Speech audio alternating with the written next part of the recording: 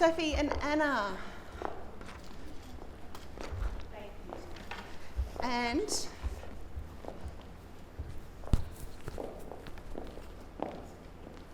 that's for the recording. Oh, okay.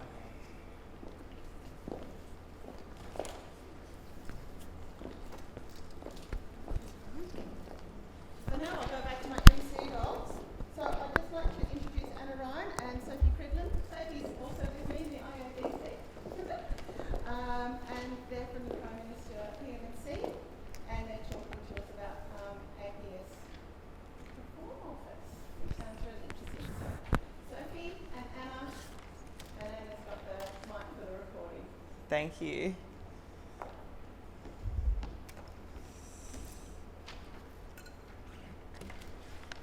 So hi everybody, my name's Anna Ryan and I'm from the APS Reform Office at the Department of Prime Minister and Cabinet. And I'm Sophie, sorry, I was about to say I'm Sarah. We've forgotten who we are. Yeah, and David will be talking to you about working and communicating as one APS.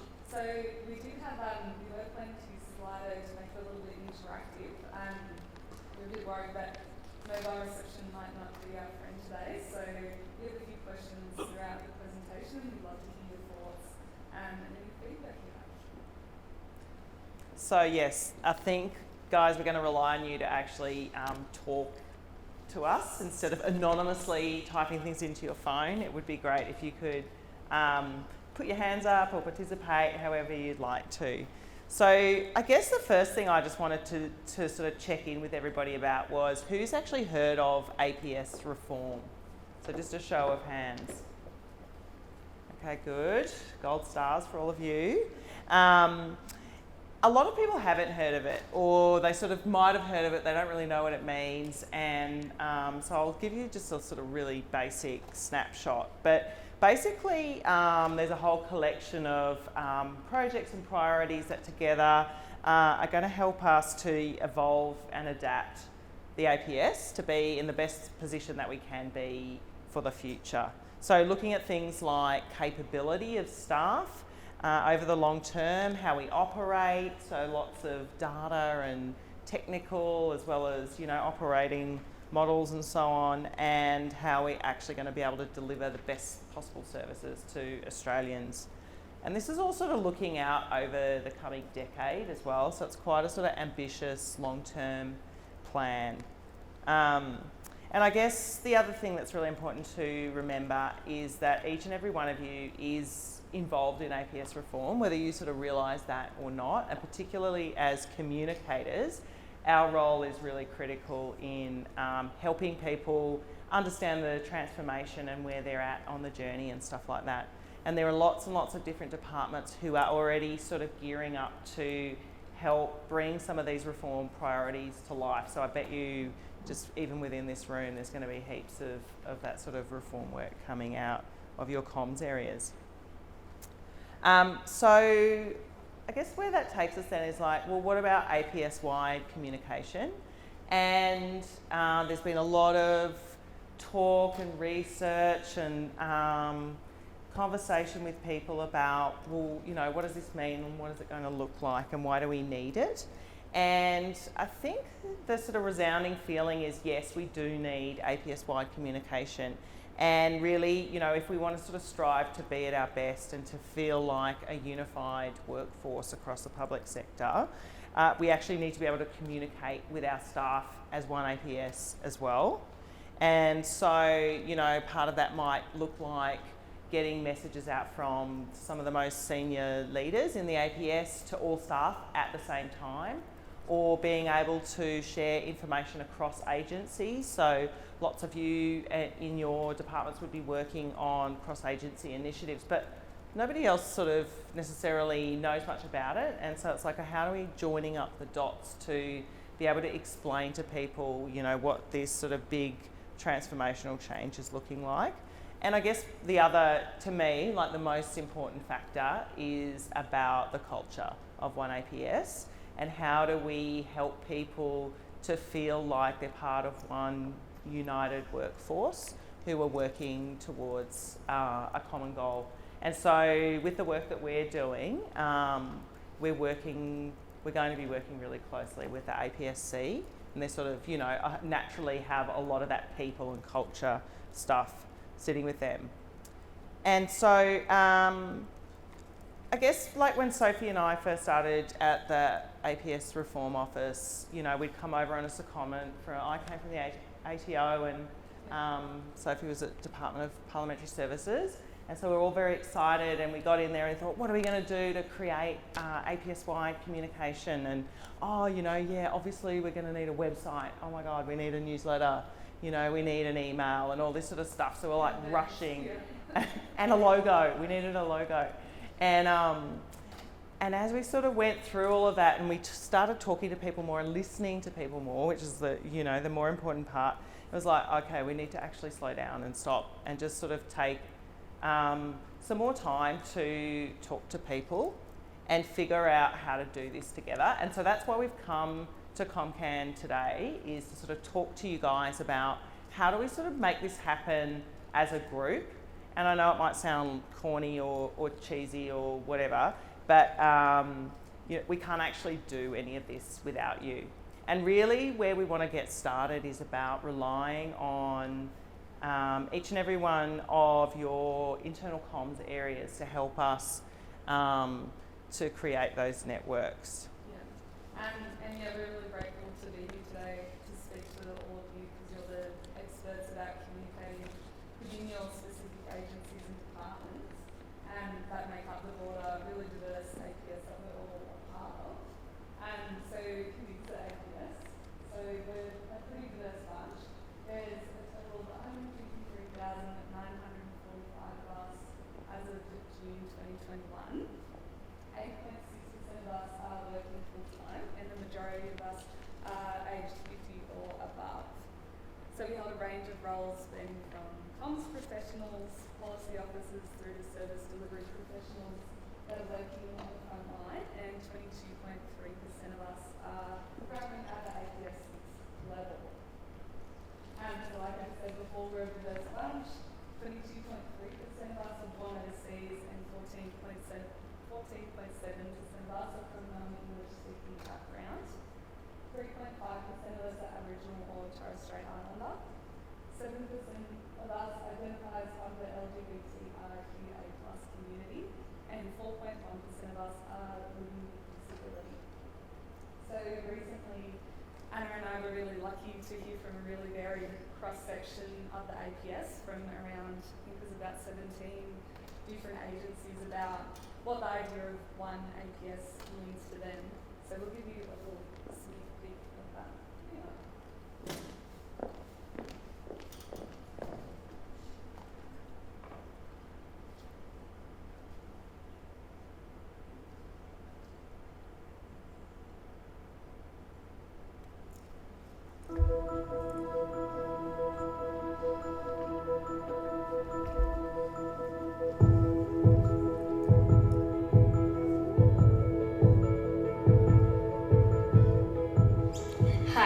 Kaishu from Newcastle.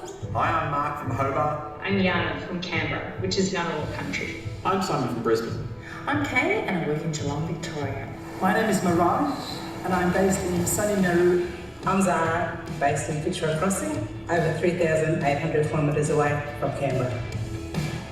What one APS means to me is working towards something bigger than yourself. Engaging, collaborating and sharing knowledge. No barriers between agencies.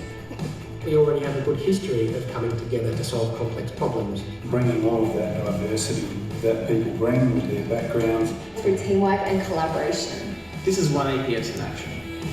We provide face-to-face service support to our most vulnerable, remote, disadvantaged and Indigenous customers.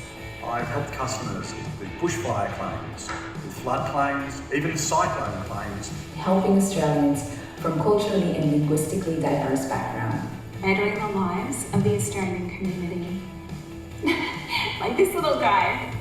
I want to have one APS that can demonstrate people with disability into leadership positions. It's just been great to be part of one APS where we all work together. Towards a common goal as one APS. One APS.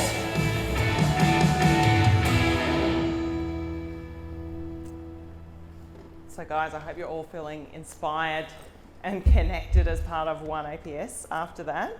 But I would like to just sort of ask the audience, what do you feel like One APS means to you, like in a word or an example or anything like that? Does anyone want to have a go? It actually came at me this morning, listening to the radio on ABC. They mentioned that they're talking about the gender diversity strategy and identifying the difference between working for Parliament and working for government. And the Adam said on ABC, said the APS work for the community, and I think that nailed it too, and it nails it for me. Like that working for the community is what drives me, as opposed to working for my department or working for my agency. So yeah, that's my view. Thanks, that's a really great sort of explanation. I think I'd add to that, there's a key word in there, servant. We're here to serve the country, and that to me can tie into the heartstrings and the purpose. Anyone else want to contribute? Besides the money and the mortgage and paying the bills. Yeah, and the super. Yeah. So I guess another thing that we'd like to hear from each of us. Yeah, for sure. Thanks. I just wanted to ask, in the census, the APS census results, do people, and what's the percentage if you know, I don't know whether you know, do people connect to the APS, or are they more connected to their team, vision? Yeah, and that is one of the census questions, but I didn't actually bring that stat with me today, so I will go away and check that. Yeah, I think the trend over the last two sort of state of the service reports is that people are feeling more connected to the government as a whole, and the way the question's asked is about whether you identify as your business unit or your division or your department or, you know, the whole APS. So certainly people are feeling more connected at that broader level than before. But don't quote me on that because I don't have the exact statistic on me right now. Yeah, so what was the next question? What I was going Sorry. to continue on with, another stat I found, I think it was might have been in the state of the service, was about people's movement around the APS, which kind of lined up with what I guess we'll uncover more research as we keep going, but around the One APS idea, I think it was quite, I don't know the exact percentage, I should have had a little list of them all, but it was definitely over 50, might have been around 70% of people had worked at one agency, and it was quite, like I was quite surprised how many people had kind of started at their agency and then just kept going, whereas a lot of, I guess I was a graduate previously, and so I've gone with 2 departments now, or 3 actually, and I've moved around quite a bit, whereas that's, I guess, not a super common trend. And so that would definitely, I think, feed into the idea of One APS, I guess, as something new to people because they've always been, say, at Defence, or they've always been in Services Australia. So, hello. One, just seeing all the faces on the screen is the richness in diversity and the really deep skills, experience and opportunities that brings for One APS. That's something that resonates for me anyway. Thanks, Al. I'll just carry on with that with the one agency. We've got scientists at DSTG who we've given out 50-year long service awards. Oh wow. And they've just worked in the one spot since they were like 16. They must really love their job. I just have a question. So I've only been in the APS for about a year now, and I've worked for some big, disgustingly big organisations in private. And for all of those big private organisations, there's silos, there's commercial, there's NPS within there, and they really ram home the values. One thing I'll say, I work for Services Australia, and our master plan and our 4 big values are the camera does. Of being simple, helpful, respectful and transparent, which we're also moving into my club space. I have never come across, or it hasn't been disseminated to me in my space, what are the values of the APS? If you could distill it down to one sentence. Oh, now I'm being tested here. I know it's the I care is our APS values, and that's sort of connected to, I guess, something, you know, it's something that we all probably have to do as an annual course or whatever online, related to the APS Code of Conduct and integrity and stuff like that. But I think that's a really good point, is that we sort of forget those fundamental values. Not that I'm saying anyone's not, you know, living by the values, but I can't even remember what they are to tell you what they are. So I think, really good opportunity and a good point. Yeah, I'd say like I've got friends who work for defence, got friends who work for the library, National Library, and they know what their values are. So I'd say one thing for knowing like one APS would be, you know, distilling what we do into a couple of dot points that can resonate with people would be challenging, but something that would be really useful for us to be one APS. And I guess we're just sort of at the start of the journey of being able to describe, okay, well, what does the APS of the future look like, and how do we describe it, and what attributes and characteristics do our staff have and stuff like that. So, you know, that's all sort of being formed over the next long while. I did want to ask you guys, sorry, I'll just ask this quick question, but go for it. Do you think staff are actually ready for this yet? You know, that's something that we've been grappling with as well, as to whether people are just going to sort of go, oh, one APS, like what a load of, you know, whatever, or are they ready to embrace it? Because a lot of the people that we've spoken to, we had a really great sort of response to this call out for these selfie videos. We're really, really excited and motivated by the work that they were doing, but I know there's other people out there who don't feel that way. Over to you. I just wanted to add a sort of slightly different angle. When you asked what does one APS mean to you, having grown up in Canberra, I haven't lived in Canberra in my life, but the APS, or public servant, has always been seen as this one conglomerate sort of bunch of nondescript people who are feeding off the teat of the public, you know, taxpayer. So one APS is like, I don't know whether that's a good image or whether you want to show the diversity within or and all the different things. That's a really good point as well.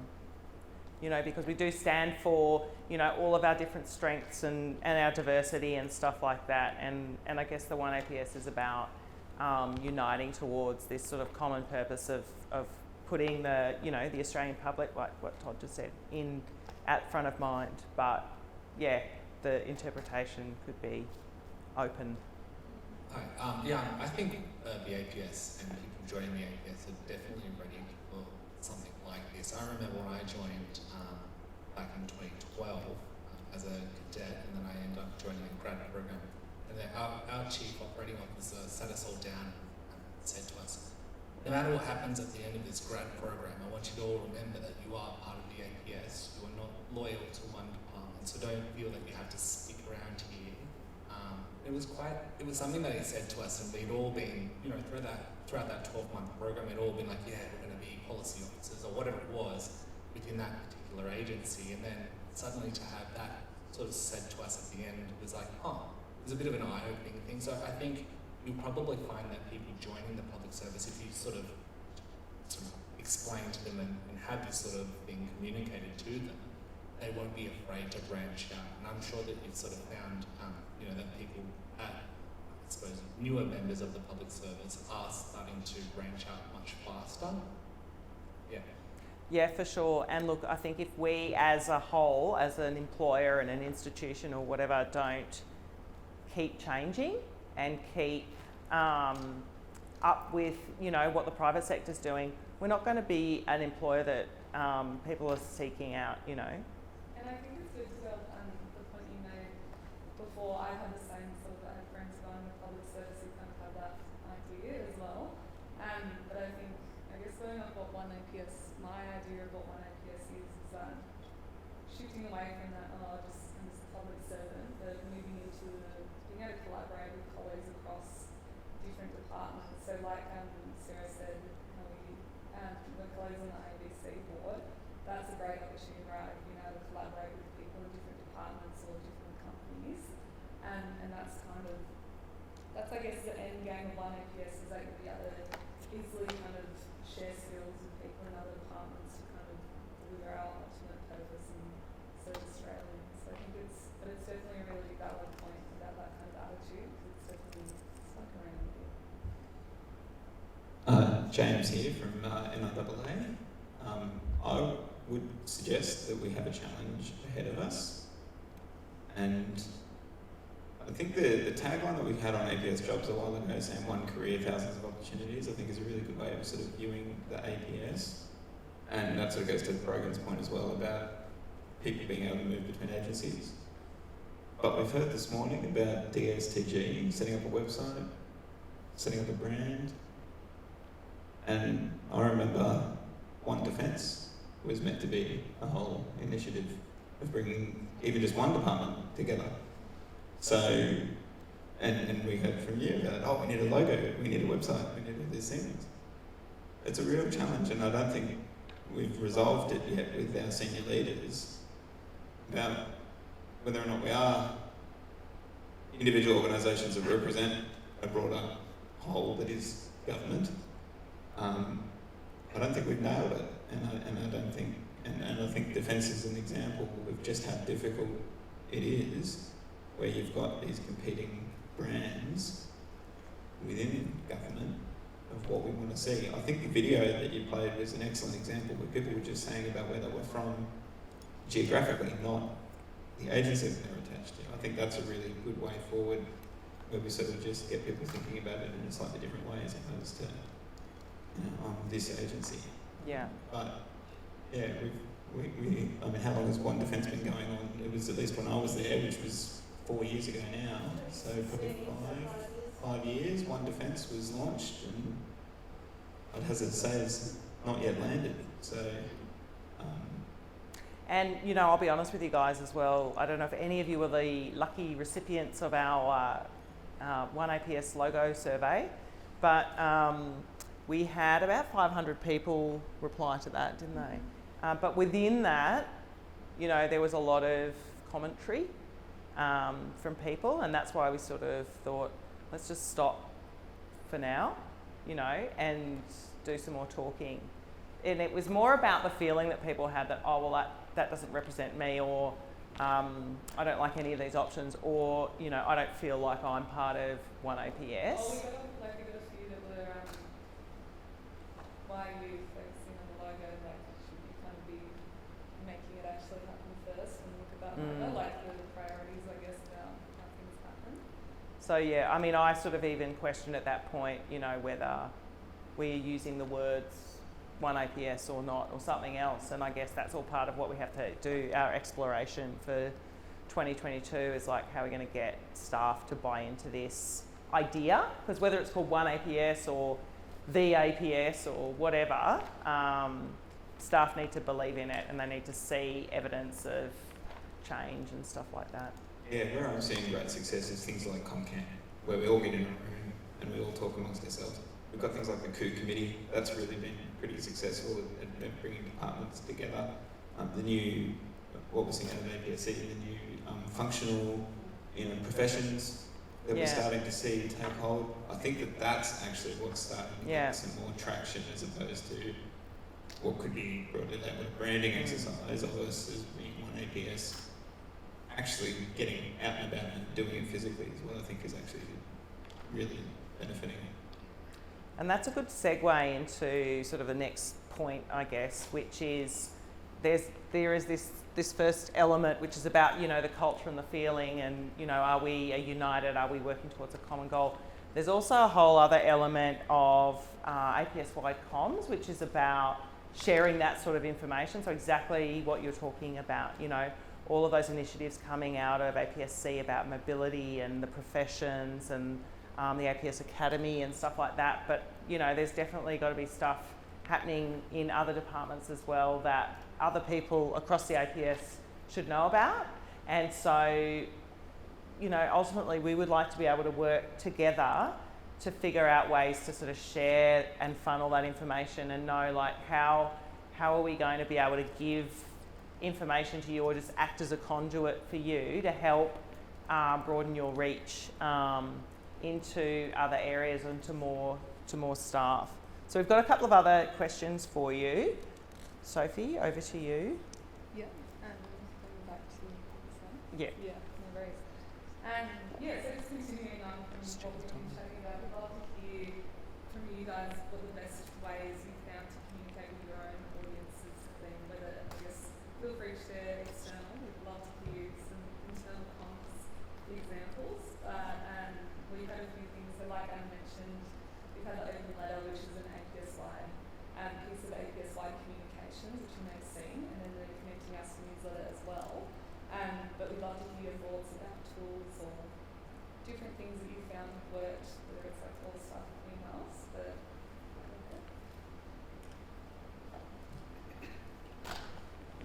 Hi there, I'm Gabby from the Australian Digital Health Agency, which you probably haven't heard of. We're a very small corporatised agency, but we'll be running ComCAN next year, and so it's really interesting to Cass and I sitting here in this Gabby. Sorry. We don't get any of the collateral that you're referencing, so we don't get any newsletters, we don't get any email, we get nothing. So it's an interesting position for us to sit here and reflect on what you're saying. So from our perspective, we were getting a lot of very negative airtime about 3 years ago with My Health Record, and so we've had a huge amount of success in turning that conversation around and attracting talent to our very small agency, which is about 500 people all in. A lot of that comes from LinkedIn and reaching out to specific organisations on LinkedIn, but we're not getting a lot of traction with government employees. And so we're having to go external of the APS in order to attract talent, which is an interesting problem for us. And we're actually doing a lot of boosted content paid on social media. Yeah, wow, thank you. There was just a question up the back there. You guys will be able to get your profile out once you take over ComCAN.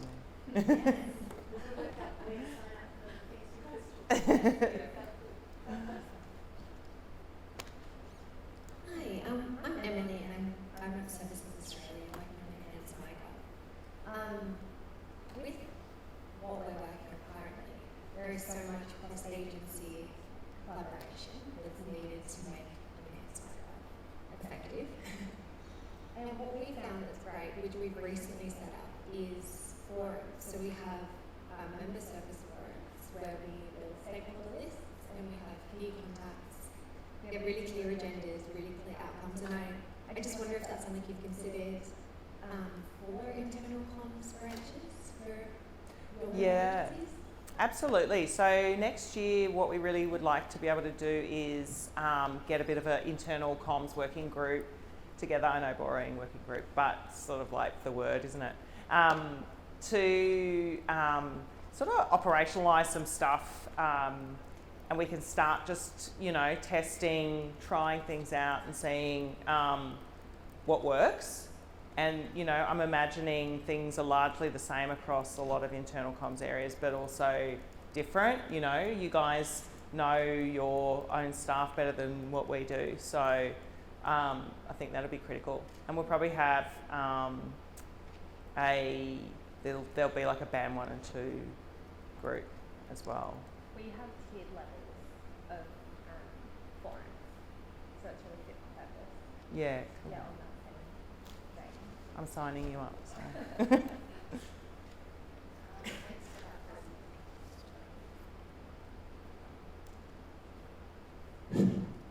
You're on. Yeah, thank you for that. I think for me, One APS is something that's always, you sort of hear about it and it's referred to a few times. And it'd be interesting to see how COVID might have affected it, because there's been so many people move within agencies to help out with Services Australia and agencies like that. A couple of the barriers I think might be around, the what's in it for me, because people do get stuck in their job and they can't really see outside of that. And also probably that management level around, we've all got ASL caps and things these days, and being able to move and let people go as well. In terms of tools, one thing we've started, I work at Murray-Darling Basin Authority, and one thing we've started is, at a program level, is a community of practice with our parent agency. So people who work on science programs and communicate those. And that's been working pretty well so far. We've probably got about 15 odd people come along regularly. Brilliant. Yeah, I mean, it'd be great to have a cross-government community of practice, but I guess that's sort of what ComCAN and IABC and stuff like that are already doing in a way. Hey.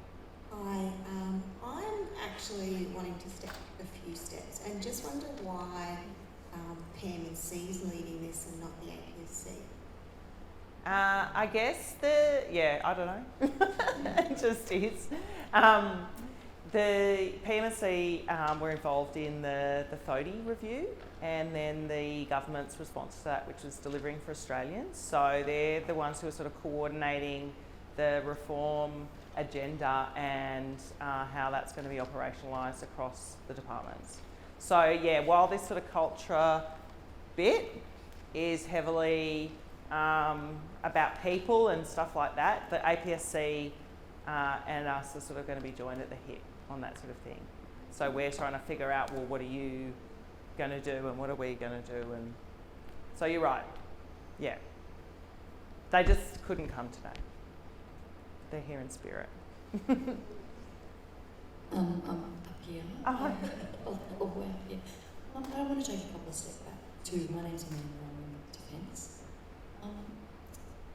I'd be pressing pretty hard not to have one APS as the moniker.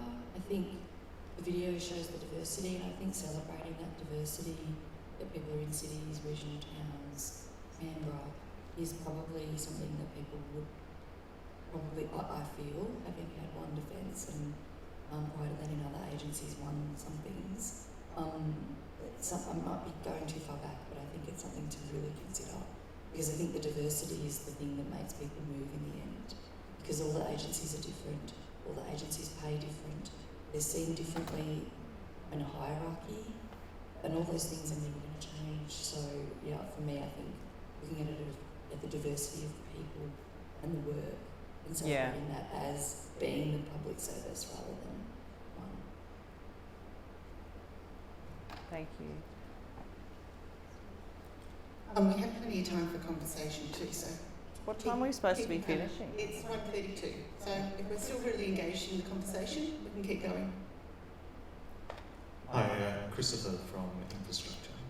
I think, to me, what's unclear from this presentation, and it does a really good job of, as people have said, sort of highlighting people humanising the APS, as opposed to having an institution. It's a collection of people who have, I guess, the common goals of engaging with and serving the community of Australia. But I guess what it hasn't done to me is highlighted the problem with not being one APS and the intent, what are we trying to achieve by being one APS? And I think there are some significant hurdles there, coming from one of the lower paid agencies. I'm one of those people who's been in one agency. I've been at Infrastructure for 11 years and I'm not ready to move yet. I'll be here for at least another couple of years before I hit my target and move on. But to me, the conversation is around, well, in order for my team to feel as though they are part of one APS, they need to be valued as one APS. And that's a significant hurdle that I don't think will be easily overcome through communication. That process, I think there's a whole other aspect that will be very difficult to mitigate. I think you're absolutely right, and please don't sort of take this as us launching off into this big, beautiful, ideal world of being one APS. It's just a short little video that we wanted to show you guys, but the real work's going to start when we come out and start talking to all of you about things like that, you know, how do people feel? Do they, what are the barriers? You know, how are we going to sort of help design this concept together?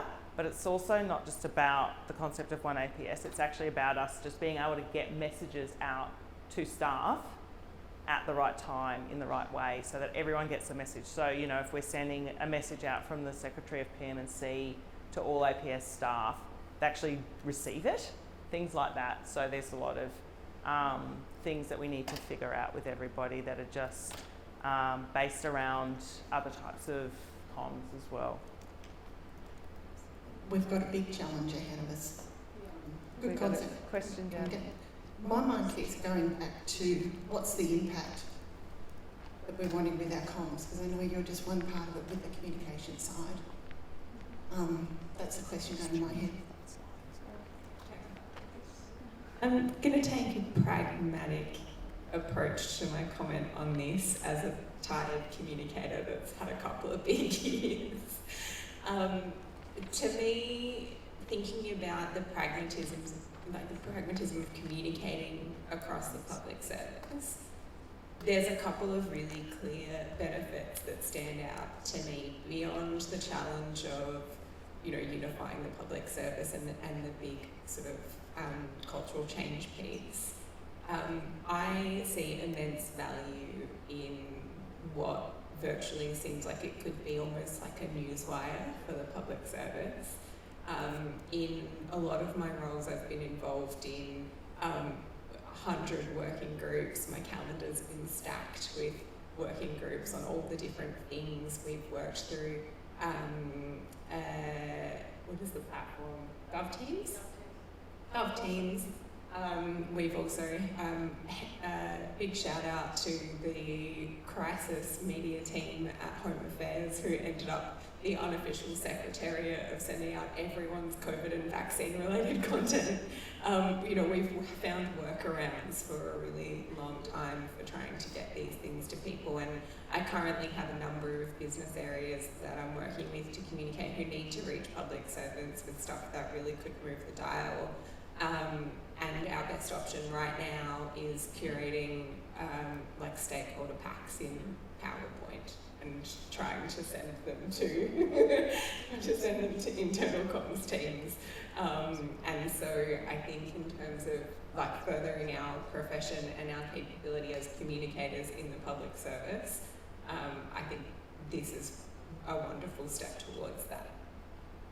And so what would you guys expect to that sort of infrastructure, you know, if there was one thing that we were going to say, okay, we're going to create this thing that's going to at least give us the mechanism to be able to communicate with all staff at once, you know, what do you think that would look like?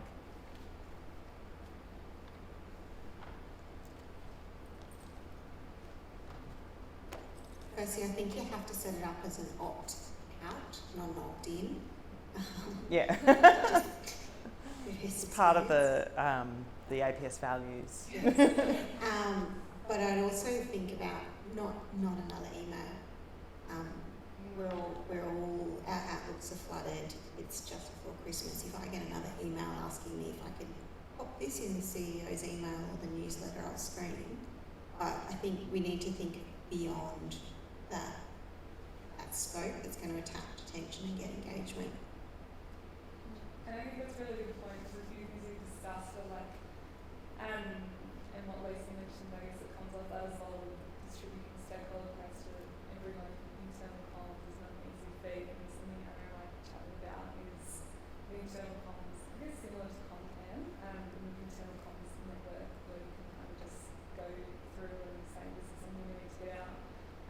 But yeah, that's something we're working towards and hopefully to look at getting that set up. And in the new year and working out, I guess, getting together and working out all of these great pieces of insight about how things might work. So, but yeah, we definitely put together newsletters and I feel like I need to apologise in advance because I'll be sending out another pack later in the week following the Secretary's end of year address this evening. It's always a challenge with getting into the SOS mode of sending out stuff. I don't think any of us are beating it at the moment, but thinking about the challenge with comms, you've got such a cross-generational viewpoint with, you know, the 20s that don't talk to each other, that are just, they send Snapchats to each other, or Discord, all those sorts of things, through to LinkedIn and GovTeams. I think you're going to have a vast broadcast array to meet the different generational and out into the community who don't have internet easily. It's going to be challenging too if you're in the middle of Australia. Got a couple of people down here. Brogan from PNC. It should be able to be curated. I think that's the one thing. People are very time poor and they don't want to sift through pages of content that isn't relevant to them. I think if people can almost have like an RSS feed and maybe tap into that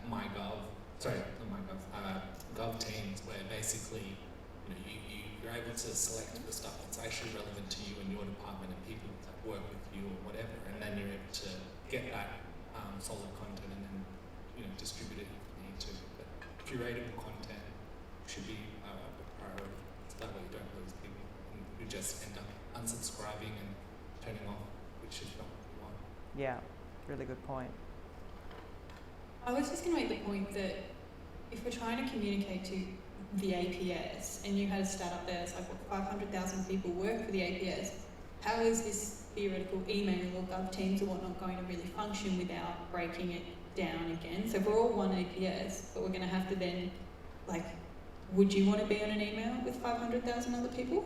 Like, we would then have to break it down into if you work in your department or your communications, so at the end of the day, what do we really gain from, like, yes, we absolutely gain things and my presentation is about it, but what do we really gain from having mass email with, the open letter to the APS, like in my inbox, and then also in the inbox of the APS one at APSC, who that has no relevance to, for example. I think I'm following on from the comments in the front row here. Each department is working with discrete infrastructure, discrete culture at the moment. People like to access their information differently. I think an RSS feed newswire function that comes out from your group, disseminated to each of the internal comms teams that they can then pick and distribute through their own channels, is the most effective in the current environment. Yeah, I'm really liking that idea.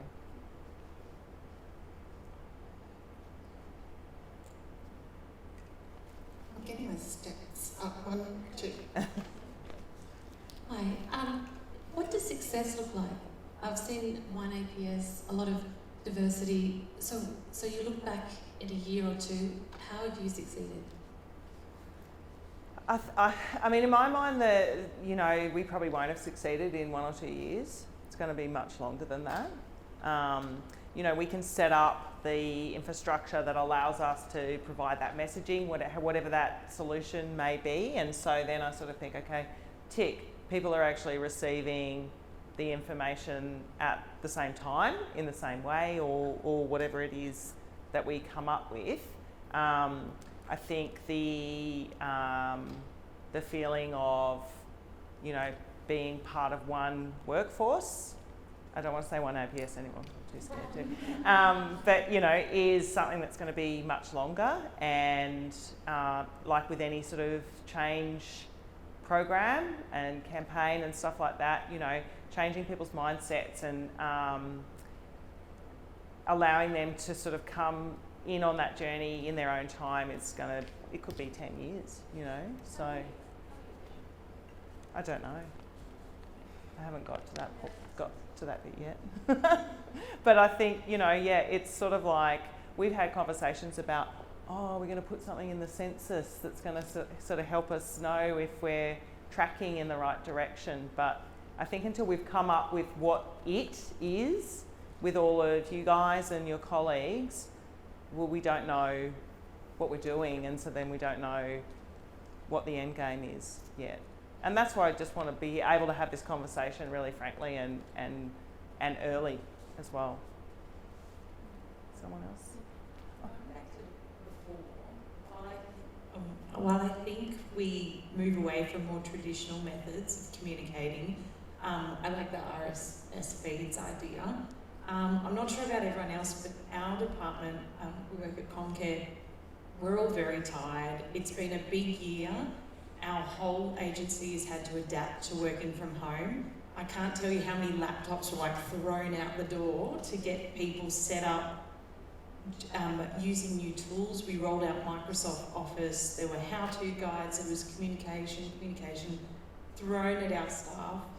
There was so much, and considering where we are now, people have adapted well. There's a lot of a lot of effort that we put into comms to influence senior leaders to get them confident with the way that they're working with these new platforms, to encourage, kind of filter down, that top-down approach. So I think it's mindful, just to keep that in mind, that everyone's really tired, and I love the fact that this is where we're going and it's on the radar and we're moving in that direction. But I think, another email or another, at this point in the end, people aren't going to give you the feedback that you want. Really good point.